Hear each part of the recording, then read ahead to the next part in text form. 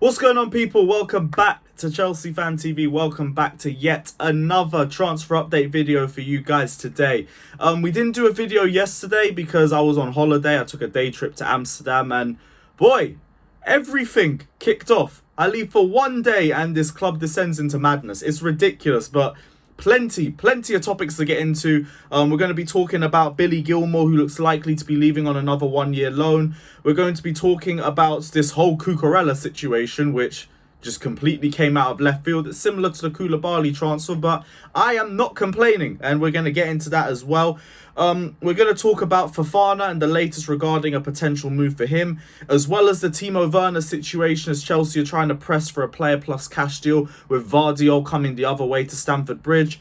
And we will end things with Malang Sarr and plenty of clubs circling in on a potential loan move for the centre-back. But before we get into all of that, as always, big up everyone. If you guys are happy to see the videos back, hit the like button, smash the subscribe button. Again, we are aiming for 500 likes on the video. So guys, hit that like button, press the subscribe button. Hit the bell notification button as well to be the first to know whenever we do any videos like this or any other similar brands of content. And let's get straight into it. We'll start off with the Billy Gilmour news because very easy to talk about. Matt Law has said Billy Gilmour is likely to leave on another one-year loan, which is still a bit of a surprise to me because I've already said Gilmour to me is the only real replacement we have in terms of style, in terms of stylism to Jorginho. So I'm very surprised to see that he's going to go on another one-year deal, as well as the fact that Gilmour didn't really want to go on loan. He had a terrible loan spell at Norwich. The fans turned on him and they scapegoated him for Norwich's relegation.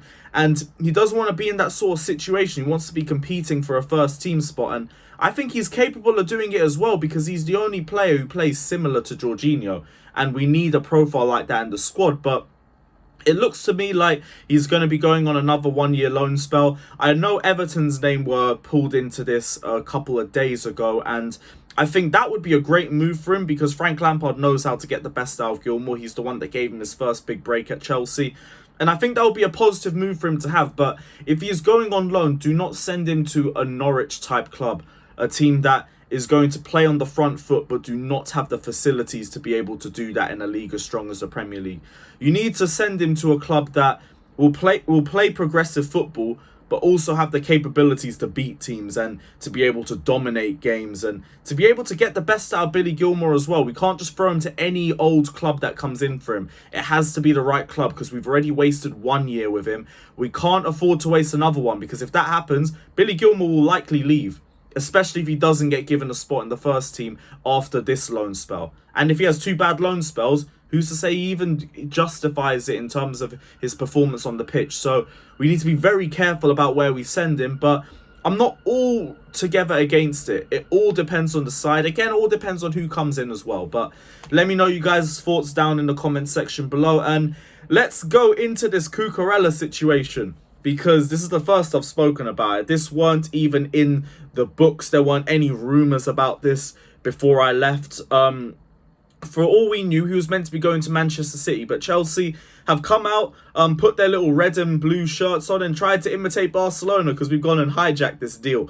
From yesterday, we heard Chelsea were exploring a deal for Cucurella. They value him at 50 million.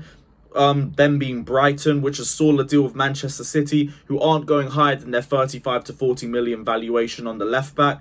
And Chelsea have asked about the defender. Again, this was from yesterday. There's more breaking news on this as I go forward in the video.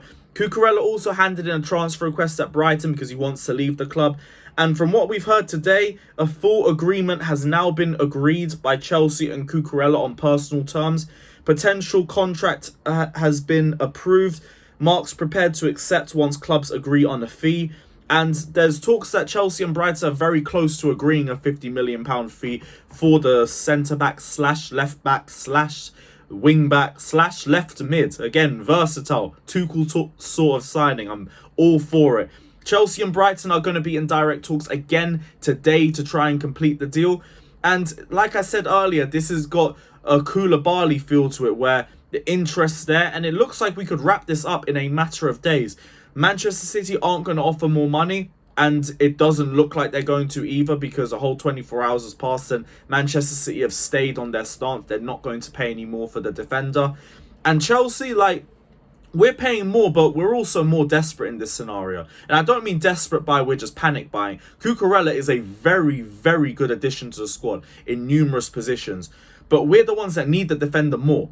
Like, Manchester City's squad's already set out. From a Chelsea perspective, we need a left-footed centre-back. We need wing-back depth.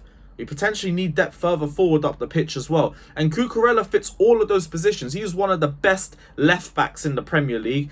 He dominated that left centre-back numerous times they played in the back five last season. Even when they came to the bridge, he was one of the standout players for Brighton. Both times that they played. I remember watching Cucurella, watching his direct drives into the box. Some of his crosses, like the cross into Danny Welbeck in the 92nd minute. I know nobody wants to talk about that moment. One of the worst moments of last season. But who was the creator behind that? Cucurella. And Cucurella brings so much to the squad where we can play him at left centre-back. We can play him at left wing-back as well. Again, play him at left mid as well. He brings direct dribbling. He brings us stability in terms of 1v1 defending and attacking as well. Crosses into the box. Everything you would want from a wing back, you get from Cucurella, which is why he is one of the best in his position in the Premier League, which is why he's going for 50 million. And it's also why it's such a good move for Chelsea. I'm all for it. I don't even think I need to go into it too much. I don't think there's going to be any debate over this sort of transfer. And it looks like it should be completed within the next few days. Hopefully by the end of today, there's an agreement on the transfer fee. But very, very excited for this move. And I'm glad that we're able to snipe him from Manchester City as well. Let me know your thoughts down in the comment section below. But I would be very surprised if anybody was against this sort of move. But let me know how happy you guys are about this, because I feel like we're all in the same mood over this sort of transfer. Kills two birds with one stone. Gives us wing-back depth, gives us centre-back depth. And it gives Tuchel that left-footed centre-back that he was looking for as well. So, I'm very, very happy with this transfer. And I'm happy with the movement from Chelsea as well. Let's go to Fofana and Loftus Cheek. And we already know Chelsea's interest in Fofana. And we know that Leicester City are holding out for 80 to 85 million for the defender. And I've already said that that is a lot of money to be asking for. But we're in a position where we are going to have to overpay for a high-quality centre-back. It's too late in the transfer window to go for any cheap deals, unless you look for a gem, an unearthed talent in the market. And because we don't have a director of football, I don't expect us to be able to do that. So I expect us to overpay for a defender. And I'm fine with that, in all honesty. Chelsea are trying to involve a player in the deal, as we usually have done in this summer. It's a key factor in Bowley negotiations from what we're seeing. And it was told that yesterday Chelsea were offering a 40 to 45 million and Loftus Cheek deal, in the hope that they would accept it. And I do think Loftus Cheek would be a good addition for Leicester City. Also, the fact that they could be losing one or both of Maddison or Tielemans in the same window. Loftus Cheek would be a good replacement for either position. My only thing, though, is if you're saying 40 to 45 million and Loftus Cheek, we're saying Loftus Cheek is worth about 35 to 40 million. And I don't think he's worth that personally. And I don't think Leicester City will see him as worth that either. So I think Chelsea would have to put more money into that sort of deal if they want to make it happen. But it's also, even if Leicester City value the player, like Leicester City could easily say, no, we just want 85 million lump cash. And we know if that happens, the deal suddenly gets harder. Because Leicester City, as I've said in numerous streams, they always demand a majority, if not the entire fee up front when it comes to selling their best talents. Like Harry Maguire, for example, 80 million paid up front by Manchester United for the player. So if they demand cash only, expect it to be something along the lines of that. Which is why I'm thinking, like, is it a feasible transfer to make? It all depends on how much Bowley and Tuchel want him. Because they can put the money for him. And I've already said, I think if we go in for a high-quality centre-back, which we know Tuchel is demanding as the #1 position that needs to be strengthened, we're going to have to overpay. So if we're going to overpay, at least make it be for the right player. And Fofana is that, at the very least. Premier League proven. Didn't look to have skipped a beat when he came back from his leg break. Chelsea fan as well, so like that adds to it too. And one of the best centre-backs in the league when he's on form, and is very consistent as well. Even take the injury out of it and everything like that. And people saying he's injury prone too, it's a load of waffle. Other than the leg break, he's had like 1 or 2 injuries per season and it leaves him out for a week or 2. It's the same thing with basically any other player. So he's not injury prone. The leg break, if there's any impact on it, it would have been mental, but Fofana came back and he didn't skip a beat for Leicester City. And Leicester City's form improved as well since he came back.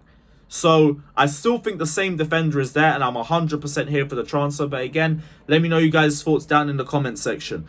On to Timo Werner. And RB Leipzig are pushing more than Juventus for Werner, which is what Fabrizio Romano reported. After a meeting with Chelsea on Sunday, they're still waiting to see if there's room for a swap deal. The main target for Leipzig leading the race over Juventus, and there is no direct talks from Newcastle. Damasio also said Leipzig want to offer Chelsea a permanent deal for Werner. And again, that fits in line with everything that we've heard already.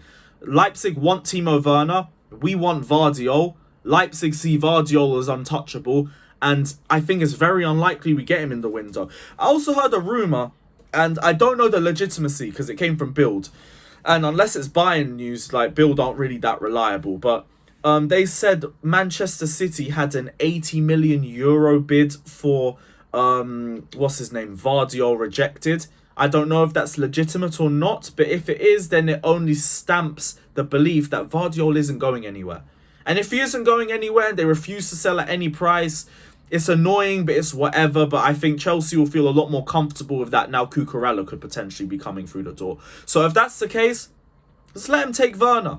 Let him take Werner and just switch the negotiations to that. I don't blame Chelsea for still trying to see if they could prize Gvardiol away from him, but it seems very unlikely now. And if that's the case, let's just turn the topic to selling Timo Werner, getting him off the wage bill. They want him on a permanent deal, and Werner wants to lower his wages to go back.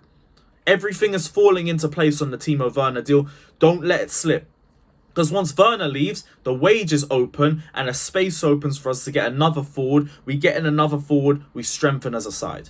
So please, like, I don't want us to be too stubborn on this front. Let's try and go for Gvardiol. If it doesn't work out, which we should already know within the next couple of talks, because Leipzig's stance already seems set, and I don't think that they're going to move from it. But if that's the case, let it happen and just let him go. Final bit of news. Malang Sarr, Monaco are in negotiations with Chelsea for him. Ligue 1 is the favoured destination for the player despite the proposal received from Fulham. Didn't speak on it yesterday, but Fulham sent permanent and loan bids to Chelsea surrounding Malang Sarr and bringing him to Fulham Football Club. And Chelsea want their conditions to be accepted. Not too sure what the conditions are. We haven't heard too much over it. But Chelsea seem open to the move, which makes me again feel like they're confident on securing Cucurella, because Tuchel needs a left-footed centre-back. And I've already said in a few of my live streams on my channel, and a few of my panellists have said it as well. If you're picking like Sarr over Chalobah, Sarr's likely to be preferred by Tuchel because of the fact that he's left-footed. But seeing as Cucurella comes in, he fits that issue for us. And yeah, so I'm 100% here for it. Let me just get that thing off the screen. Perfect. But yeah, let me know you guys' thoughts down in the comment section below. Plenty of topics to get into in this video, so I hope you guys have been able to keep track. Let me know all your thoughts down in the comment section. Don't forget to like and subscribe to Chelsea Fan TV. I nearly said my personal channel, but that is down in the description below as well. So check it out and like and subscribe if you guys haven't done so already. And yeah, let's hope by tomorrow's video we have a deal agreed for Cucurella. And we'll see you guys then. Up the Chelsea.